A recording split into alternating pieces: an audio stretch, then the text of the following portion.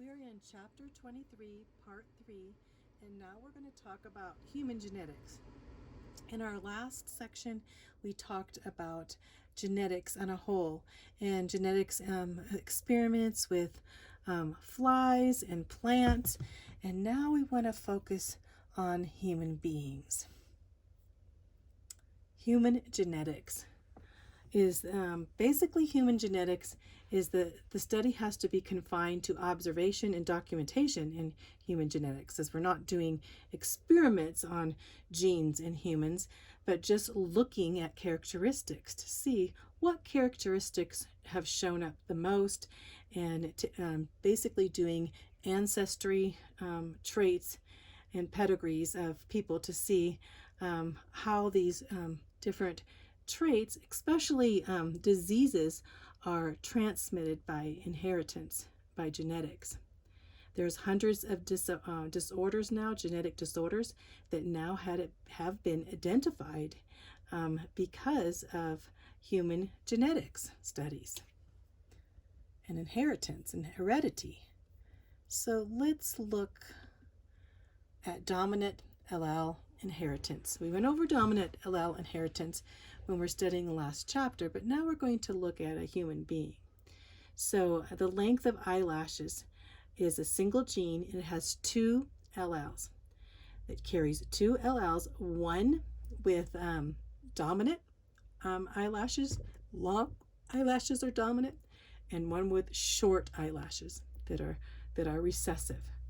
Now, a recessive will always have to be homozygous, which means they have to have only two short alleles, only two.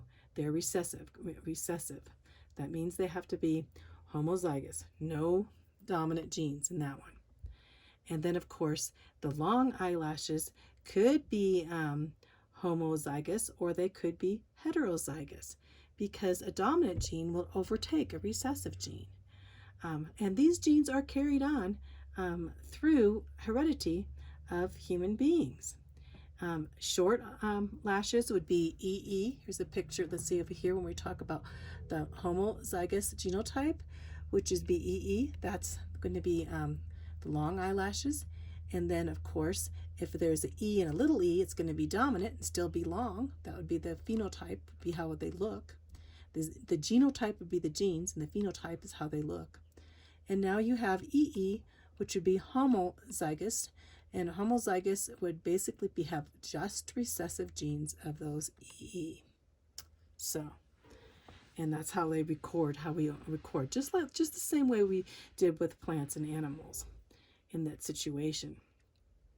So we can kind of predict a genotype and phenotype, just on figuring what percent. Now, if someone with a recessive has a recessive gene and you marry somebody with a recessive gene, you're going to have all recessive genes. But if someone with a dominant gene marries a recessive gene, you're going to have multiples. You're going to have a few recessive, and you're going to have quite a few dominant, So that's why, two people with brown eyes come up with other eye colors for their children, green and blue, especially blue being recessive, because you have a carrier of recessive genes. Okay, so so many genetic diseases are passed on by mutations in genes, and these can be dominant or recessive, these mutations. We're going to talk about mutations in a little bit, but mutations are where the gene has made a mistake, and now you're transmitting a mutant gene into your next generation. This mutant, is going to be not normal, right? Well, allele frequency is very important, because allele frequency, the definition means the extent to which a certain allele exists in a population, a certain characteristic exists. So you can have a dominant gene, but it can be very, very rare in a whole population of people. And so just because it's dominant doesn't mean it's going to be common, right? And so, in fact, there's a dominant gene polydactyl. You know what polydactyl means? Polydactyl means that you have more fingers or toes than usual.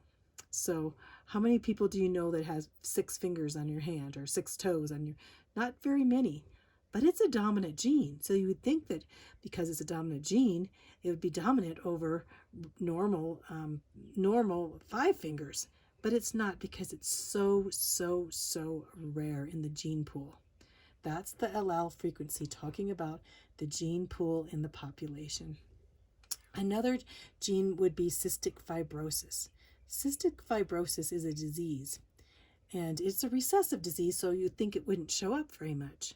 But even though it's a recessive gene, which means that both alleles for the trait dominant, both parents would have to have this recessive trait, you'd think it would be that rare, but no, there are a lot of people that have cystic fibrosis. In fact, 30,000 Americans with European ancestry have cystic fibrosis. 1 in 3,500 white Americans born, and the survival rate is not good. It's a lung disease. It's very horrific. So a recessive allele must be received from both, as both parents must be recessive to get it. Or as a recessive allele, you have to have. You can have a parent that was carrying it, but recessive allele means that both of your genes will have to be recessive. Okay, and there's 12 million carriers of CF in the United States, cystic fibrosis. So even though what they're saying is, even though this is recessive, it still occurs a lot. And of course, the polydactyl, even though it's dominant, it doesn't recur hardly at all. So here's the list here: selected human genetic characteristics. So thin lips are dominant over full lips. I know my daughter has full lips, so basically that's a recessive gene. So I must carry full lips, and Papu has full lips, and so she had full lips, and that recessive characteristics. And all recessive characteristics are homozygous. That means they have to have 2 recessive to be recessive. If they have homozygous or heterozygous, they can be, because you can be a carrier and still be dominant. So remember that. Brown eyes are dominant and blue eyes are recessive. So if you have a brown eyes, you can have carry a recessive blue eye gene, and your kids can come up with blue eyes, right? But blue eyes always have to have 2 blue-eyed people. Always have to have blue-eyed kids. The susceptibility to nearsightedness is dominant over normal vision. So if you're nearsighted, is dominant. That's why there's a lot of people nearsighted too, I guess. Astigmatism. I know that Papu has astigmatism, and and I must carry the gene for astigmatism, to the dominant characteristics of. Well, anyway, the dominant is astigmatism, and so both of our kids have astigmatism, but the normal vision would be recessive. Long eyelashes, short eyelashes, we know that long is dominant. Bone disease with ear hearing is dominant over normal hearing. Polydactyl over 5 fingers is recessive. But this rarely happens because there's hardly any in the pool. Basically, freckles are dominant, and lack of freckles are recessive. Whether you can roll your tongue into a U shape is dominant. And the lack of ability to roll your tongue is recessive. Feet with normal arches is dominant, and flat feet is recessive. And it says down here, some of these traits are complicated by having multiple genes, more than 2 possible alleles for the same gene, or influence from non-genetic factors. So there's other factors that can, especially with human beings, affect some of these dominant and recessive characteristics. Let's talk about them now. That's the rest of this chapter, kind of talking about, well, what else can affect this? The first is codominance. So what is codominance? Codominance means that both alleles for a trait are dominant. They're equal equally expressed in the phenotype, which means that you can have some, like an example would be blood cells. So especially with sickle cell anemia, because sickle cell anemia is codominant, which means the shape can be sickle cells or the shape could be normal. Well, a person that has codominance just means that some of their blood cells are sickle celled and some of the blood cells are not. Now, if you had SS, meaning all of your sickle cells would be recessive, right? And a normal would be AA, which means that you would be normal. So basically, a codominance means you have two dominant genes that are going to present some of the cells having it and some of the cells not having it. Sickle cell anemia is a terrible disease. It's where you have abnormal hemoglobin, where it clumps together and turns into these little sickle cells, and they puncture other cells. Now, the sickle cell trait has a weird characteristic, and it does protect. If you have that sickle cell trait, maybe you have codominance, and so only some of your sickle cells, but this affects you from getting a malaria. So most people that have sickle cell anemia don't get malaria. That's something very unusual. We'll talk about that a little bit later. But we know that 2 million Americans of African descent, most people that have sickle cell anemia are African descent, and coming up as being immune to malaria too. In America, there's 1 out of 365 Black Americans that are affected with sickle cell anemia. So codominance is not incomplete dominance. Incomplete dominance, we talked about that in the last chapter. That's when you have two flowers, one flower is red and the other flower is white, and they're both incompletely dominant. So when those two flowers are bred together, they end up turning pink. Instead of red and white, they turn pink. That is incomplete dominance. Codominance is just when you have a dominant and you'll have a bunch of cells that are sickled and a bunch of cells that are normal, because it's codominant. So codominance are two different characteristics that are both dominant in the cells. So that's codominance and incomplete dominance. So here we talked about sickle cell. Now we're going to talk about multiple allele inheritance. So what's multiple allele inheritance? Multiple allele means that there's more than 2 alleles for a particular trait.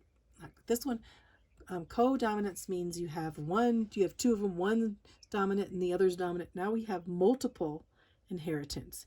So you can have some that are dominant and some that are recessive, and it's going to be kind of crazy because you have more than 2. You're going to have kind of a collaboration of a few different types.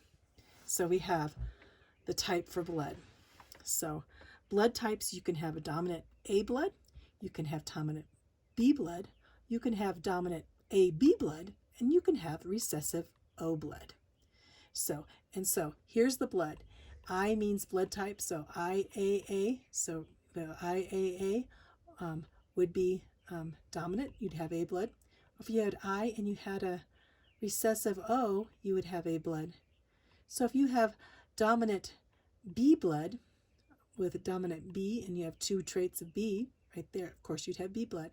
Or if you had dominant B with a recessive O, you'd have B blood. Then if you have A and B, you'd have type A and B because both of these guys are dominant. And so they're both going to be, so you have a type AB. And these have to do with the characteristics of the kind of carbohydrates on the blood trains of these genes. And so it gets kind of complicated.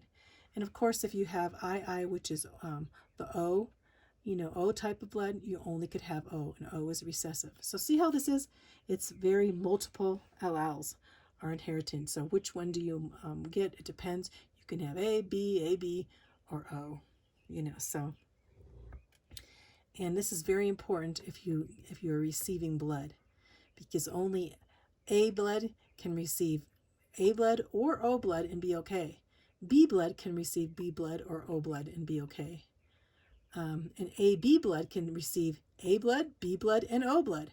But O blood can only receive O blood. And it's very important in this because if you do receive, you'll have a terrible reaction and possibly die if you receive the wrong kind of blood. Okay, on to pleiotropy and polygenic inheritance. So now we're talking about poly. Poly means many. Remember we talked about multiple up here and you see the multiple types, but now we're going to have two different things here. Pleiotropy means one type of a gene is influencing another type. And a lot of times pleiotropy, you don't really know why. It's kind of weird. We don't know why yet. So pleiotropy, most genes can influence not just one trait, but several seemingly unrelated traits.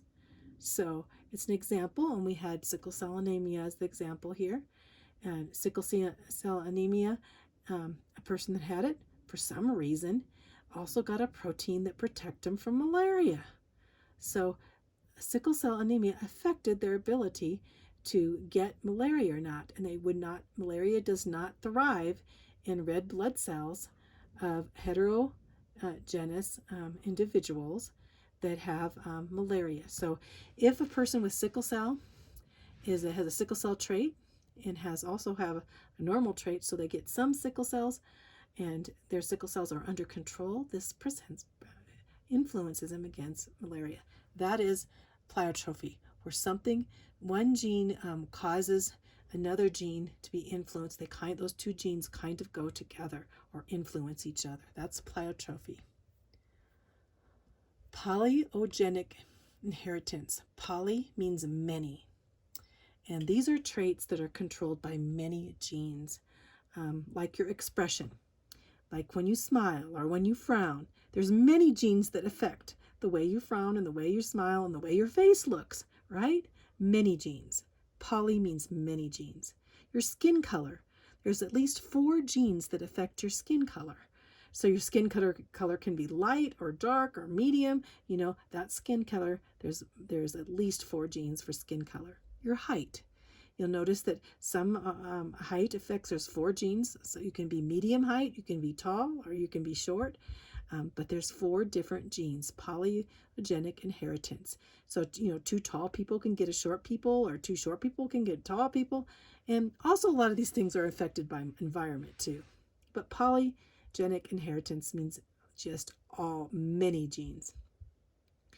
And a great many phenotypes show up with these genes, phenotype being characteristics. There's many diverse individuals. Polygenic inheritance makes us all different. So we can be like no other person on earth. You can have a sister or brother that looks kind of like you, but you're going to be totally different in many ways. And that's God has put together so that we'll all be different. And the way you look may be different than any other person on earth, unless you are identical twin, of course. Sex-linked disorders. And we talked about this before. Hemophilia is sex-linked. Sex-linked means that boys would be more prompt or more likely to get a genetic disorder than girls, because the genetics are influenced by their sex genes. And we saw this in the last chapter with fruit flies. So let's talk about this. So here's section figure 23:16 shows this. I'm going to talk. So hemophilia. Queen Victoria, she was a carrier of the hemophilia gene. And come to find out, her son one of her sons did not have hemophilia. One of her daughters definitely was a carrier of hemophilia, and her son, who was to be inheritance of the Russian czars, as we have the czars marrying in with the queen and king, the queen of England, he came up with hemophilia. So she was a carrier, but some of her grandsons came up with hemophilia. So hemophilia is transmitted along with their sex chromosome, like the fruit flies that we described. Hemophilia is a blood clotting disorder, and it is recessive. It's an abnormal allows for clotting. Hemophilia means your blood won't clot. So if you get cut, you could bleed to death very easily because your blood won't clot. So hemophilia is carried on the X chromosome, and both male and female have X chromosomes. A female has 2 X chromosomes, and a male has an X and a Y chromosome. And if you have an X and a Y, that means that you're male. If you have X and X, that means that you're female, right? There's no in between there in that situation. So, so basically, the males you'll find will express the disorder more readily because they lack another X chromosome for their dominance. So, and of course, geneticists use probability and statistics. You know, saying 50% and 25%. That's the probability. Probability doesn't always mean, but it means that you're 50% probable that you'll get this genetic allele, right? Or you'll be a carrier of this genetic disorder. So a baby boy will have 50% more probability for hemophilia than a baby girl. She'll have 50% being a carrier, but a less chance to have the disease than a male. So here we go. We have a normal male parent that has XY and then XX. So the H means you're carrying the hemophilic disease. So XY and XX. So you take the female and the female mother and male father, and the male father is just a normal guy, right, with no hemophilia, but like Queen Victoria, you have this hemophiliac carrier. And so now she, of course, as we do this pungent square, you'll see female carrier, you take the X, H, and X, and you'll get another female carrier there. And so now you take the X and X, and you'll get a normal female child. And now you take the X hemophilic and a Y, and you'll get he won't be a carrier because he doesn't have another X chromosome. So this male will be a hemophiliac. He'll have the disease. And then you'll have the XY with a normal. So you'll have 25% of your children are likely to carry the gene of hemophilia, the characteristic of hemophilia. And then you'll have 25% male with hemophilia, and 25% normal female, and 25% normal. So 50% of your children are going to be normal, right? Likely to be. Now this is probability and statistics, right? So another type of inherited, sexual inherited disease is the inheritance of color blindness. So in these cases, similar with color blindness. Color blindness is sex linked and is carried by a gene on the X chromosome, and it's recessive. And so we're going to go over this. So you'll have an X carrier, the same kind of situation that we had down in with the hemophilia. So we're going to go over the different, as we go through as for the different, as carrying a colorblind father and a normal mother, and let's go through them right now real quickly. So you have a colorblind father and a normal mother. So they will come down with what? You have a colorblind father, and he's carrying the disease. So XCY and an XX.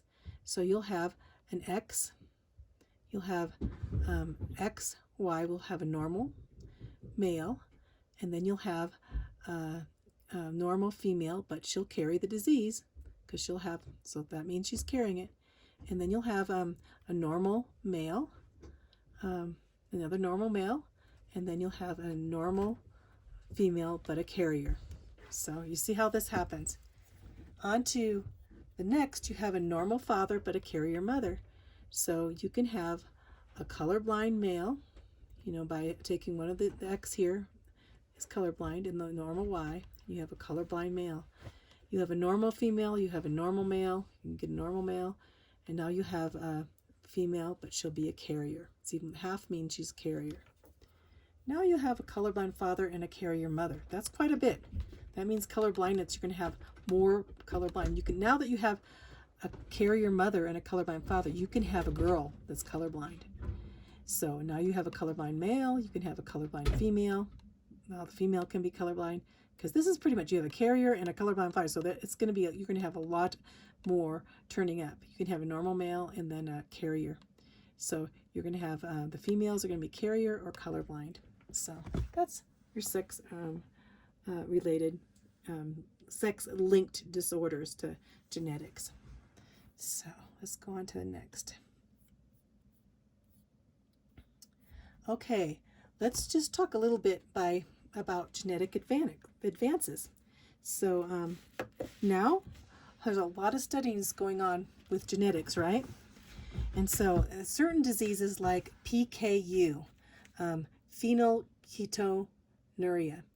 So this disease, which causes skin disorders, seizures, and mental disabilities, and it can now be controlled because of genetics. That they know that, basically that you carry this disease, and it can be controlled, and the severe mental disabilities can be controlled so that they do not happen. And then also we know that there's parents that are going to have higher risks of genetic disorders, and some of these can be harmful. And so this is the sad part, is that genetics now are saying, okay, they're going to tell a mother to abort a baby after she's pregnant for a therapeutic abortion.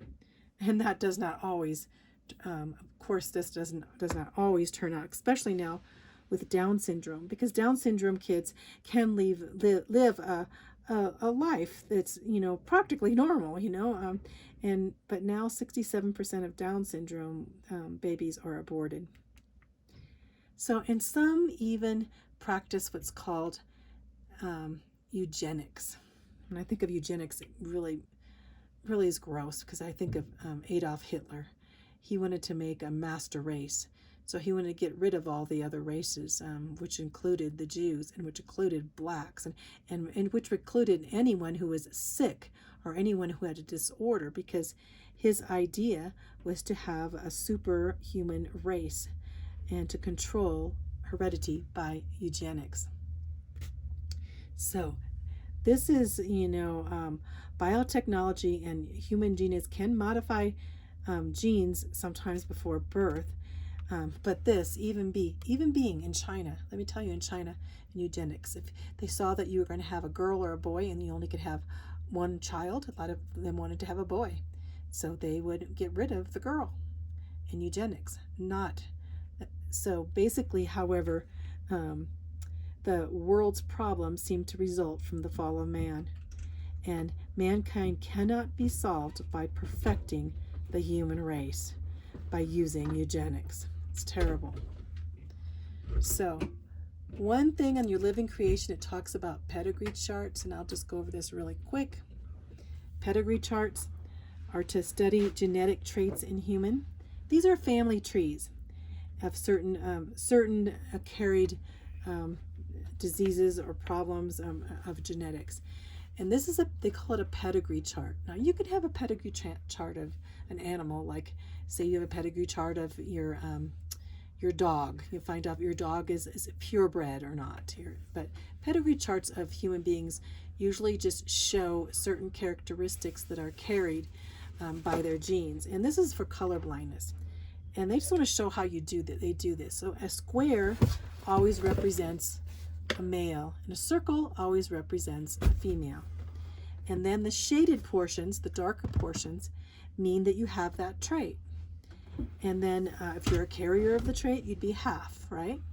And if you have the trait, and basically that trait, having that trait that you are colorblind, you'd be fully shaded. So you'd be basically the square male and the female here, and then you'd have a square, which would be a male that was colorblind, a female that was normal, a male that was normal, and then you'd have a female that again was a carrier, because she's a carrier, recessive carrier of that gene. They just show you how to do these pedigree, and you may see these things. So let's go ahead and close on that subject, and we're going on to what causes genetics is your DNA molecules. Not only the alleles that carry of the genetics, but now we got to talk about what, how does this all work? It all came down to what they found as DNA in the cell.